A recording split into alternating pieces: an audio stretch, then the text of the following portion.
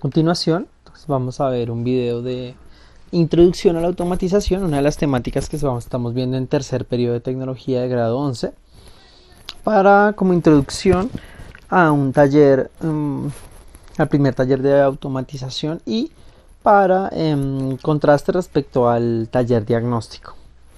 Bueno, entonces empezamos recordando las temáticas. En 11, este periodo vamos a estar viendo automatización y sistemas inteligentes, profundización en software y aplicaciones específicas. Listo, vamos a utilizar una aplicación específica para simular automatización y desecho y reciclaje de productos tecnológicos. Recuerden que todo lo hacemos a través de una situación problema, cuya situación es cómo hacemos para que la automatización nos ayude al control de temperatura y luz en un invernadero con un manejo responsable de desechos tecnológicos. ¿Listo? Bueno, entonces recuerden que todo lo ponemos en contexto. En este caso vamos a hacer invernaderos automatizados. Para continuar, bueno, los invito a revisar también los acuerdos personales para la clase, los acuerdos que tenemos comunitarios, y recomendarles que al final de este video, las personas que no enviaron la práctica por varios motivos, porque estaban en laboratorios de sus tesis o porque tienen alguna situación particular, por favor lo envían con este formato, este siguiente asunto que les había enviado en la clase anterior: 11A o 11B, guión al piso, actividad 1 sin espacio, guión al piso, grupo 7. Recuerden que esto equivale a un 5% de la nota de cada actividad. Acá hay otras dos recomendaciones: que por favor pongan conclusiones al final de cada clase en el cuaderno, y para las próximas clases siempre traer un dispositivo USB en caso de fallas de internet para tener un backup del trabajo digital. ¿Listo? Es un tema bastante importante. Bien, bueno, empecemos ahora sí con el tema de automatización. Porfa, pausa el video un momento y trata de hacerte esta pregunta, apuntarlo. Pregúntate a qué te suena automatización, para qué automatizar. ¿Listo? Bueno, hecha la pregunta, intentando como ver qué entendemos sobre el tema, les voy a presentar unas definiciones que al final vamos a condensar, teniendo en cuenta que automatización no es un término único. No es un término único. Bien. Entonces empecemos con la definición de la Sociedad Internacional de Automatización, que nos presenta la automatización como crear y aplicar tecnología para monitorear producción y entrega de productos y servicios. Este es un enfoque mucho más empresarial, más industrial. ¿Listo? Si nos damos cuenta, acá no se habla mucho de casas o algo así de ese estilo. Es un enfoque más de crear y aplicar tecnología. ¿Para qué? Para monitorear producción y entrega. ¿Listo? Verificar que las cosas se hagan bien. Así la definen ellos. Otra definición, otra aproximación a automatización es: más allá que realizar tareas repetitivas, IBM entiende la automatización como volver más inteligentes a las máquinas, que nos ayuden a tomar decisiones que liberen gran parte de nuestros días de trabajo. IBM es una empresa muy conocida en el mundo de la computación. Entonces ellos tienen un enfoque un poco más hacia que las máquinas en general sean más inteligentes y nos ayuden a liberar tiempo. Listo, gran parte de nuestros días de trabajo. Bien. Finalmente quiero mostrar la definición del Centro de Calidad y Productividad americano, que entiende la automatización como la minimización de la intervención humana en un proceso. En un proceso puede ser de distintos ámbitos: educativo, casero, industrial. Bueno, básicamente ellos lo entienden como eso: conectar personas con información mientras se reduce la necesidad de operadores. Listo, operadores entendido como personas que tienen que interactuar con la máquina para que ésta actúe, o con los aparatos para que estos actúen. Bien, siguiendo, entonces les voy a presentar una información condensada de acuerdo a varias definiciones, entendiendo que la automatización es usar la tecnología para tanto monitoreo como control, como minimización de riesgos. ¿Para qué? Para lograr mayores niveles de productividad, menos esfuerzos repetitivos o peligrosos y más análisis, y mejorar calidad de vida. 3 signos de pregunta, porque al reducirse la intervención humana puede que no siempre se logre esto de mejorar la calidad de vida. Listo, continuando. Vamos a ver un video que nos va a aclarar algunos conceptos. Aquí está el link. Sin embargo, lo voy a ir presentando y lo voy a ir explicando para este caso puntual. Listo. Este video fue realizado por Baluf, que es una empresa que vende equipos automatizados y lo tiene dentro como de su parte de capacitación para mostrar a las personas que es la automatización. Bueno, vamos a ver cómo lo toma.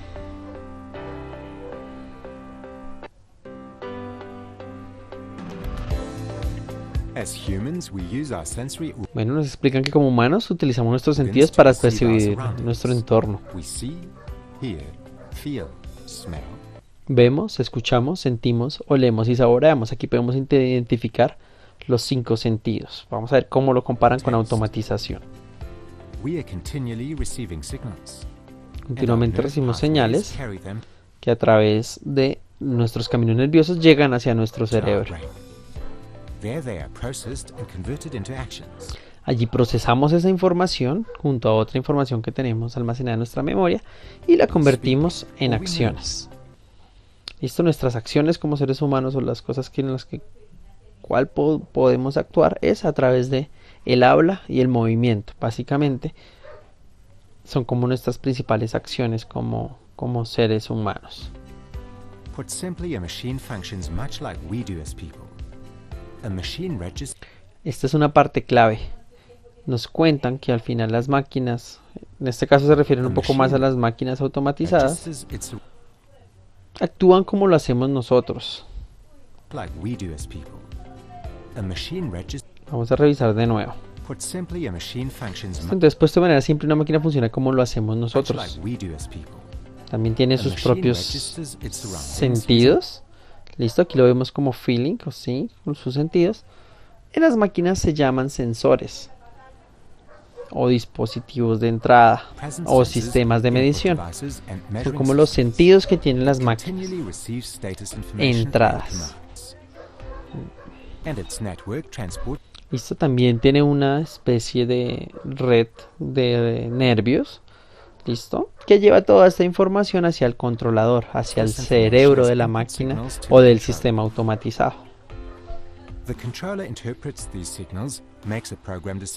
Este cerebro o este controlador interpreta estas señales,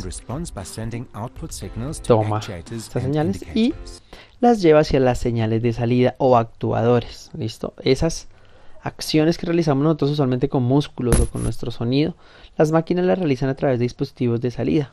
Nosotros lo llamamos actuadores e indicadores. Por ejemplo, en vez de músculos suelen ser válvulas de cilindros, motores o incluso luces para mostrar el estado y condición. Listo, las luces también son un dispositivo de salida. Nosotros como seres humanos no tenemos cómo emitir luz. Entonces es una ventaja que nos pueden dar las máquinas al momento de automatizar. Listo. Continuando. Entonces entendemos ya. Vamos a hacer acá un paralelo con un sistema automatizado que es el que estamos usando, un sistema domótico. Listo. Entonces, ¿qué tienen básicamente los sistemas automatizados? Ya dijimos. Buscan utilizar tecnología para monitorear, controlar y mejorar ciertas acciones. ¿Listo? Con los objetivos de mejorar productividad. ¿Qué más habíamos dicho? De minimizar errores, de evitar esfuerzos repetitivos y escenarios riesgosos y mejorar la calidad de vida. ¿Listo? Entonces acá podemos identificar rápidamente las tres componentes principales de un sistema automatizado, ¿cierto? Las entradas o sensores, los que dan la información, el control que se hace a través del cerebro y comunicaciones, por decirlo de alguna manera, y los actuadores o salidas, entradas, procesador y salidas. Las salidas son aquellas que actúan sobre el entorno. ¿Listo? Habíamos dicho que los humanos eran habla y movimiento. En las máquinas hay mucho más. En las máquinas tenemos también luces. Podemos actuar, por ejemplo, aquí, un control de una puerta, un motor conectado a una puerta, podemos mover las luces, mover la puerta. Aquí tenemos encender luces. Podemos también encender chimeneas, es otra forma de controlar la temperatura. ¿Listo? Bueno, entonces aquí podemos ver los tres principales componentes de un sistema automatizado. Bueno, continuando con lo anterior, entonces podemos llegar ya a unas conclusiones.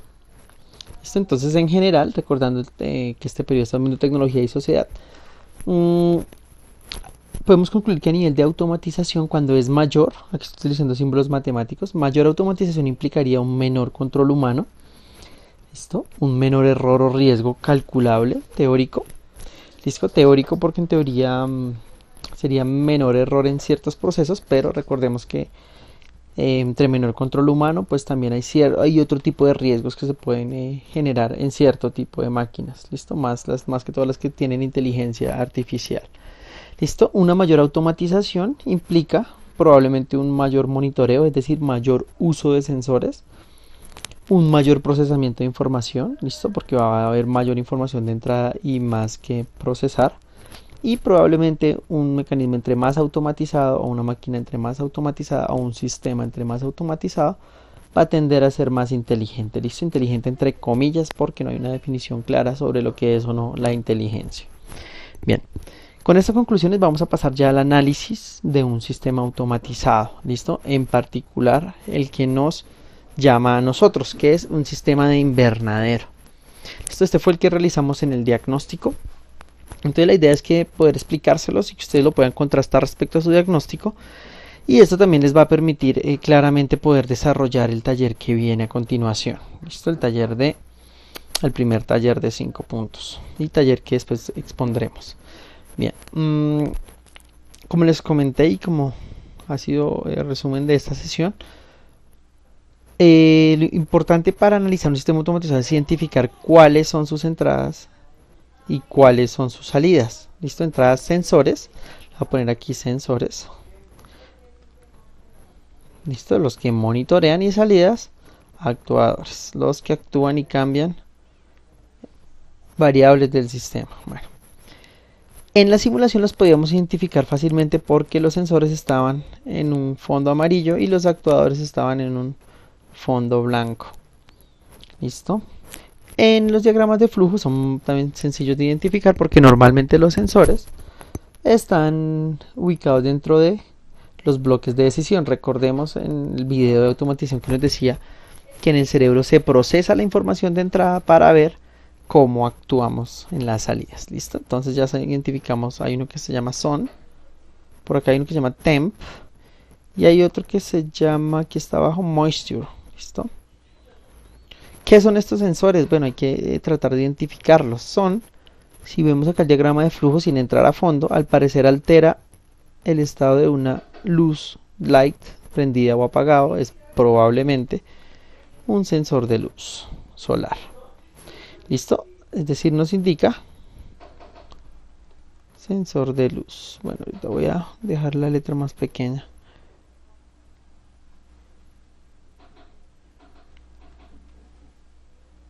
A ver si desde acá lo puedo hacer. 12. Listo. Vamos a ponerle 12 a todas estas de una vez. Bueno, entonces lo que vamos a buscar es describir realmente las que representan estos nombres que no son muy comunes para nosotros. ¿Listo? Entonces va a ser un sensor de luz solar. Temp.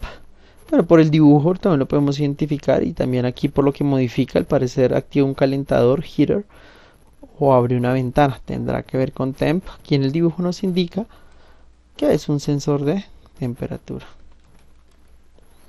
Temperatura, listo, bueno, ahí se entiende. Y moisture, finalmente, pareciera ser una pequeña lupa, pero no lo es. Realmente es un sensor. Acuérdense, siempre son sensores. Sensor de es moisture. Bueno, los que lograron ver en el primer taller diagnóstico, es un sensor de humedad. Simplemente era entrar al traductor de Google y ya veíamos que moisture es humedad. Bueno, acá nos pregunta si son análogos o digitales. Es algo que aún no hemos visto, o al menos no de manera muy clara.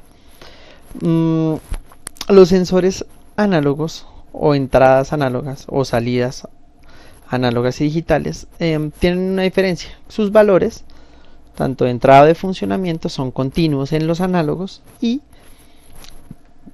son discretos en los digitales. Discretos pueden pueden ser entonces apagado prendido o derecha, izquierda, apagado, listo. Entonces son valores concretos, listo. Entonces análogos. Vamos a ver un ejemplo. El sensor de luz, de acuerdo a la simulación que ustedes pudieron abrir, daba valores de 0 a 100.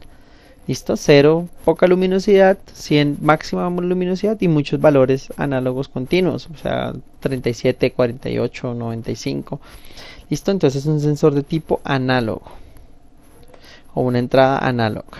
Listo, temp era un sensor de temperatura, aquí estaba ubicado en 0, pero veíamos que también tenía un rango de 0 a 100 y podía tener cualquier valor intermedio, entonces también es un sensor de tipo o una entrada de tipo análoga.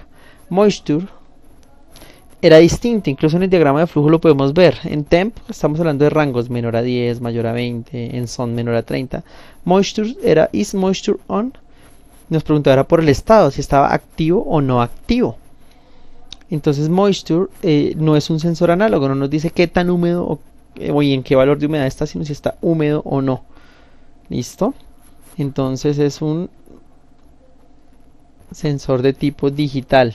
No significa que todos los sensores de humedad sean digitales o también hay análogos. Igual en temperatura también se pueden conseguir digitales, ¿listo? Igual en las salidas. Bueno, vamos a analizar las salidas. Las salidas se identifican fácil en un diagrama de flujo porque corresponden a las acciones que se realizan sobre el sistema. Aquí las identificamos en fondo blanco y también conceptualmente las podemos identificar porque las salidas modifican, actúan sobre el entorno. Entonces les voy a dar un ejemplo. Heater es una salida, listo, es un actuador que calienta, es un calentador. ¿Cómo actúa? Cambiando la temperatura del ambiente, listo. Window corresponde a una ventana, realmente es un motor conectado a una ventana que nos permite abrir o cerrarla. ¿Qué podemos modificar? Ahí también la temperatura, asumiendo que si la abrimos es probable que haya un intercambio de calor del invernadero respecto al ambiente, entonces que se enfríe al final el invernadero. Window es otro, light, listo, light que va a cambiar, esas son como las luces o la luz del invernadero, que va a alterar pues el nivel de luminosidad del invernadero. Y el último es sprinkler, listo, también los que hicieron el primer taller se van a dar cuenta que sprinkler significa rociador. ¿Listo? Bueno, rociador lo voy a mandar un poquito más para acá para la derecha para que se alcance a ver. Rociador, listo. Ese es un rociador que altera la humedad. Si se abre el rociador, aumenta la humedad. Si se cierra, probablemente va a disminuir la humedad por evaporación. Bueno, ¿de qué tipo son análogos o digitales? ¿Cómo lo sabemos? De nuevo, vamos a acudir al diagrama de flujo que nos cuenta si se activan con on, forward, off o con valores numéricos. Vemos que acá todos están con valores de forward, on y off, es decir que todos son salidas digitales, una salida digital. ¿Listo? Bueno, pues les doy un ejemplo. Si fuera análoga, no sé, window, le podríamos indicar tal vez el ángulo, 97 grados, 45. ¿Listo? Pero en este caso es digital. ¿Vamos a abrir la ventana o vamos a cerrarla? Bien, hasta aquí tenemos ya el análisis de entradas y salidas. Ya con esto uno intuye cómo funciona el sistema. ¿Por qué? Tenemos tres sensores de luz, temperatura y humedad. Y tenemos actuadores que modifican temperatura, luz y humedad. Vemos un poco la lógica de los sistemas automatizados. Es tratar de controlar esas variables. Monitoreas cómo están y actúas para mantenerlas en unos valores que te interesan. ¿Listo? En este caso en un invernadero seguramente nos interesa un rango de temperatura específico. Dependiendo de la planta querremos o no el suelo húmedo seco y querremos que haya luz o no. ¿Listo? Dependiendo como también el tipo de cultivo que tengamos. A continuación vamos a hacer el análisis ya funcional. ¿Cómo funciona este invernadero de acuerdo a lo que programó alguien en su diagrama de en su controlador? Lo vamos a ver en diagrama de flujo. Esto se puede programar en código, en bloques. ¿Listo? Entonces vamos a analizar cómo de una forma tabular podemos ver cómo se comporta un sistema automatizado viendo las interacciones y los estados entre las entradas y salidas.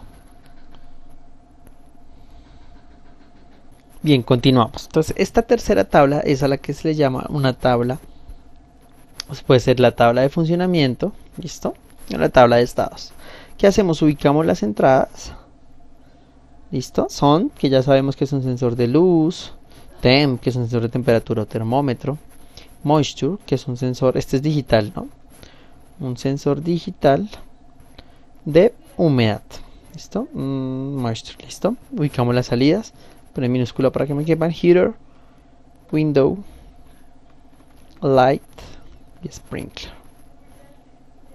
¿Listo? Este análisis del sistema automatizado, acuérdense que vamos a poner entradas y salidas porque las entradas se programan en un controlador para afectar las salidas, ¿listo? Y ejecutar lo que llamamos un control del sistema automatizado. Vamos a analizar ahora sí de una manera rápida y sencilla el comportamiento de este sistema automatizado. No lo voy a completar, voy a hacer más o menos un 70% para que ustedes pues lo puedan completar después como ejercicio y lo puedan realizar durante el taller. Bueno, vamos a hacerlo de la primera parte.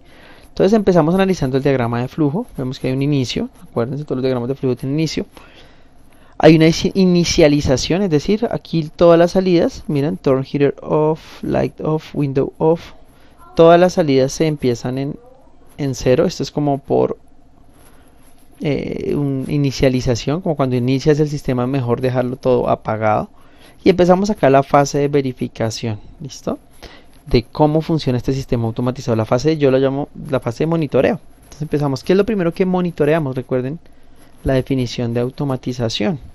Lo primero que monitoreamos es son, es decir, estamos monitoreando la luz, ¿listo? La luz solar a través de son, que es como un nombre que le ponen ahí al sensor de luz solar. Entonces, si el sensor de luz solar arroja un valor menor a 30, hay dos posibilidades, que sea o que no sea menor que 30. Si es menor que 30, vamos a diligenciar esta fila. Esta fila es el caso de son menor que 30. Vamos a ver qué afecta, qué salida se está afectando. En este caso, el turn light on. Listo, en light la vamos a poner en on porque es lo que está afectando. Si no, afecta turn light off. ¿Qué significa que si no? Entonces creamos una nueva fila porque es un nuevo caso.